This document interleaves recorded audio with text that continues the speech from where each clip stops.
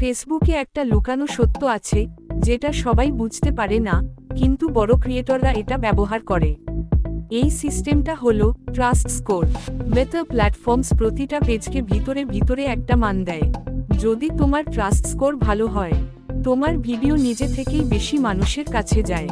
আর যদি খারাপ হয়, তুমি যত ভালো কন্টেন্টই বানাও, তাও রিচ কমে যাবে।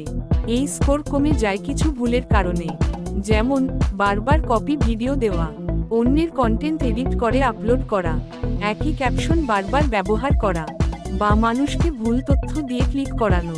তাহলে সমাধান কি? প্রথমত, অরিজিনাল কন্টেন্ট বানাও। দ্বিতীয়ত, একই ধরনের ভিডিও বারবার দিও না। তৃতীয়ত, কমেন্টে রিপ্লাই দিয়ে অ্যাক্টিভ থাকো।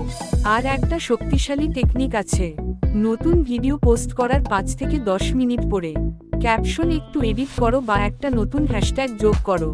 এতে ফেসবুক আবার পোস্টটাকে রিভিউ করে, আর অনেক সময় রিচ বাড়তে শুরু করে। সবচেয়ে বড় সত্য হলো, ফেসবুক ফলোয়ার দেখে না, ফেসবুক দেখে মানুষ তোমার কন্টেন্টে কতটা রিয়েক্ট করছে। তাই ভাইরাল হতে চাইলে মানুষের মন ধরো, অ্যালগোরিদম নিজে থেকেই তোমার পাশে আসবে। এমন আরও টিপস পেতে পেজটা ফলো করে পাশেই থাকুন। ধন্যবাদ।